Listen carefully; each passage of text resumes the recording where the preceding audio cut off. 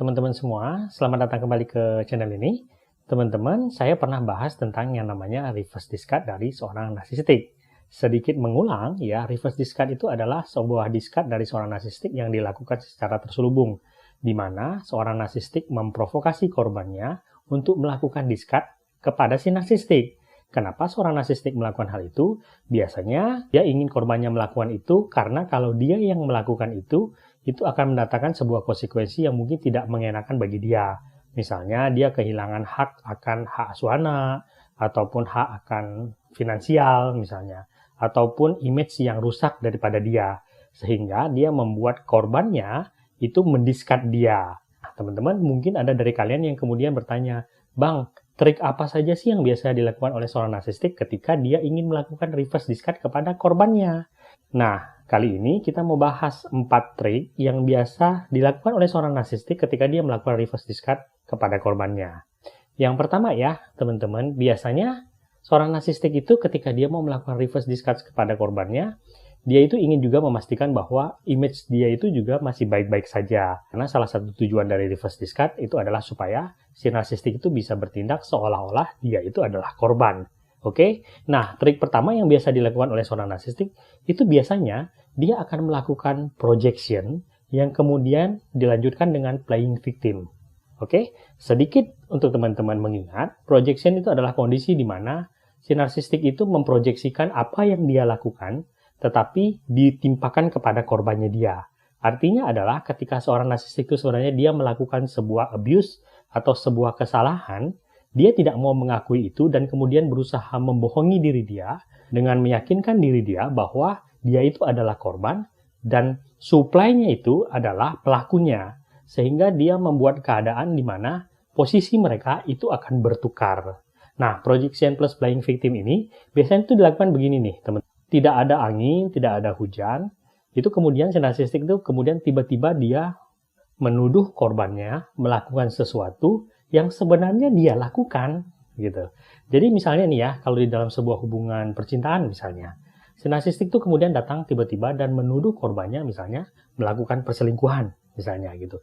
Atau misalnya kalau kamu menjalankan sebuah bisnis dengan seorang narsistik gitu ya, dia itu tiba-tiba datang dan menuduh kalian misalnya melakukan penyelewengan keuangan, menuduh kalian tidak jujur soal keuangan gitu ya. Nah, sebenarnya tuduhan perselingkuhan dan tuduhan penyelewengan keuangan tersebut, ya itu sebenarnya dia yang melakukan gitu. Sebenarnya udah pernah bilang bahwa projection itu sebenarnya adalah sebuah petunjuk dari seorang narsistik. Kalau sebenarnya dia itu sedang melakukan sesuatu yang salah, tetapi dia mau melarikan diri dari konsekuensi kesalahan dia tersebut. Dia tidak mau mengakui bahwa dia melakukan kesalahan dan dia mencari cara bagaimana memutarbalikkan keadaan sehingga korbannya itulah yang seolah-olah melakukan abuse dan dia itu adalah korban. Jadi ketika seorang narsistik itu ingin juga melakukan reverse discard kepada korbannya, dia tiba-tiba menuduhkan semua hal yang dia lakukan, tetapi dia menuduh korbannya yang melakukan hal tersebut. Nah, untuk korbannya tentu saja ini sesuatu yang shocking gitu. Kenapa? Karena korbannya sendiri mungkin sudah ngerasa bahwa si narsistik itu melakukan apa yang dituduhkan itu, tetapi kenapa dia yang dituduhkan melakukan hal tersebut? Nah, hebatnya si narsistik adalah ketika dia sudah merencanakan melakukan projection, biasanya dia akan melakukan itu secara brutal dan menggunakan data-data palsu dan berusaha meyakinkan semua orang gitu ya bahwa dia itu adalah korbannya. Dan biasanya dia akan melakukan itu secara sistematis, teman-teman. Jadi gerakannya itu cepat, isunya itu dibikin cepat, dan dia menuduh korbannya melakukan hal tersebut, dan korbannya itu tidak punya kesempatan untuk membela diri, gitu. Nah, korban yang terjepit, terpojok misalnya ya, dengan segala tuduhan yang dilontarkan oleh si narsistik, kemudian korbannya itu merasa bahwa ya dunia udah kiamat nih, gitu ya. Seolah-olah semua kesalahan ditimpakan kepada dia. Sehingga ketika korbannya merasa bahwa dia udah nggak tahan dengan segala tuduhan-tuduhan tersebut, si korban kemudian bisa saja memilih misalnya melarikan diri begitu saja, atau memilih untuk memutuskan hubungan. Yang mana itu yang diincar oleh si narsistik ketika dia melakukan projection tersebut. Nah, projectionnya itu berhasil, image-nya si narsistik tetap terjaga, dan orang-orang mengenal dia itu sebagai korban. Padahal sebenarnya di balik itu, ya pelaku abuse-nya itu adalah si narsistik dan supply-nya itu ya adalah korban yang sebenarnya, gitu ya.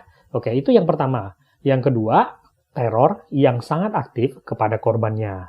Ini kemarin saya ada sempat nyinggung ya di video sebelumnya bahwa abuse yang dilakukan si narsistik itu bisa terang-terangan. Kalau sebelumnya abuse yang dilakukan si narsistik itu tersamar, misalnya, ada silent treatment, ada gaslighting, ada verbal abuse, ada physical abuse, tetapi dilakukan secara ya samar-samar dan mungkin tidak dilakukan secara sering-sering gitu ya. Ketika si narsistik ini benar-benar korbannya melakukan reverse discard kepada dia, ya dia benar-benar melakukan ini secara terang-terangan gitu ya. Jadi abuse fisiknya meningkat, abuse verbalnya meningkat, ya silent treatment-nya meningkat. Kalau di dalam kondisi normal, ya dia bersikap sedikit normal misalnya, tidak melakukan abuse ini, di dalam kondisi dia menginginkan reverse discard, dia akan melakukan itu secara terang benderang, gitu ya. Nah, serangan ini, teror ini dimaksudkan untuk supaya korbannya itu merasa tidak nyaman dengan hal tersebut. Kita tidak hanya bicara soal hubungan percintaan atau hubungan pernikahan misalnya. Bisa juga dari hubungan bisnis atau pertemanan gitu ya. Dia benar-benar menjadi seseorang yang ya kita tidak mengenal lagi siapa dia dan melakukan serangan-serangan yang kasar terhadap kita. Yang mana kita merasa bagaimana mungkin seorang teman akan melakukan hal itu, misalnya begitu. Nah, selain itu, dia juga tidak hanya berdiam diri melakukan itu kepada kita.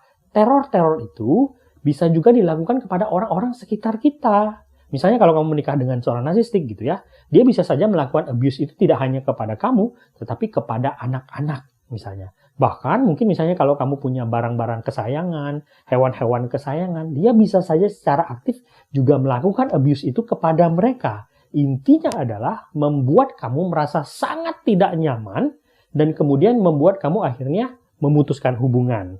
Yang ketiga, selain abuse fisik verbal gitu ya yang dilakukan secara terang-terangan, ketika misalnya seorang narsistik itu punya supply baru, ya dia bisa saja juga menunjukkan itu secara terang-terangan ketika dia menginginkan reverse discard ya. Jadi dari pengalaman teman-teman semua ya, mungkin ada yang pernah bercerita gitu ya bahwa ketika si narsistiknya itu mendapatkan supply baru, dia menunjukkan ya perselingkuhan dia itu secara terang-terangan gitu ya. Dia menunjukkan kemesraan, dia menunjukkan foto-foto. Bahkan secara ekstrim gitu, ada yang bawa supply barunya itu ke rumah mereka, gitu, ke rumah keluarga mereka, di depan anak-anaknya mereka. Gitu ya. Ini biasanya ketika seorang narsistik itu benar-benar sudah sangat jumawa, sudah sangat sombong, sudah benar-benar sangat tidak menghargai supply-nya dia, dan dia benar-benar ingin mendepak supply-nya, tetapi dia ingin supply-nya yang mendepak dia. Hal ini juga bisa dilakukan dengan triangulasi, misalnya terang-terangan mengadu domba antara suplai lamanya dengan suplai barunya dia. Tentu ketika dia melakukan triangulasi tersebut, dia akan bertindak seolah-olah dia adalah korban. Dan dia berlindung kepada suplai barunya dan mengadu domba antara suplai barunya dengan suplai lamanya dia. Dan secara refleks gitu ya, tentu suplai lamanya kemudian akan berusaha memutuskan hubungan dari si narsistik. Yang mana itu yang diinginkan oleh si narsistik pada saat itu.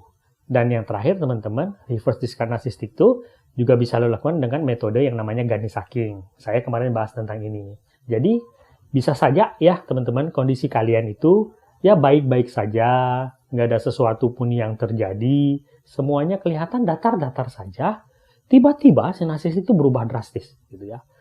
Dia akan mengungkit semua kesalahan kalian dari zaman dahulu sampai zaman sekarang. Segala hal yang kalian lakukan, dari hal yang paling besar sampai hal yang paling remeh sekalipun, itu akan salah di mata dia. Dan dia akan selalu mengungkit-ungkit hal tersebut dari waktu ke waktu. Ini sebenarnya juga merupakan sebuah teror, di mana terornya mungkin dilakukan secara terselubung dan mungkin tidak dilakukan dalam skala besar, tetapi dilakukan dengan sangat sering. Dan teror ini dilakukan secara tiba-tiba, sehingga bagi korbannya ini terasa sangat mengejutkan. Bagaimana mungkin ini bisa terjadi begitu tiba-tiba, gitu ya. Nah, bagi korban yang tidak menyadari manipulasi ini, mereka kemudian merasa bersalah. Mereka merasa bahwa mereka selama ini menjadi seorang pribadi yang buruk, yang membuat si narsistik menumpuk kekesalan kepada mereka.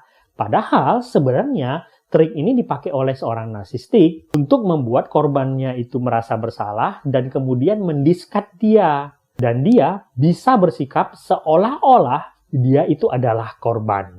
Nah, itu ya teman-teman beberapa trik yang biasa dilakukan oleh seorang narsistik ketika dia menginginkan reverse discard dari korbannya. Sedikit teman-teman, mungkin kalian akan bertanya, Bang, apa bedanya ketika seorang narsistik melakukan reverse discard atau tidak? Simpelnya gini, kalau kalian mendiscard seorang narsistik dan kemudian dia menjadi semakin abusive dan semakin memuluskan langkah kalian mendiscard dia, artinya memang dia dari awal ingin melakukan reverse discard kepada kalian.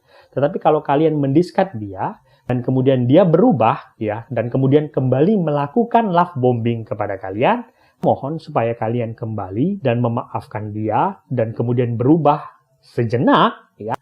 Itu artinya dia tidak bermaksud melakukan reverse discard kepada kalian. Oke ya? Semoga video ini berguna. Sampai jumpa di video berikutnya.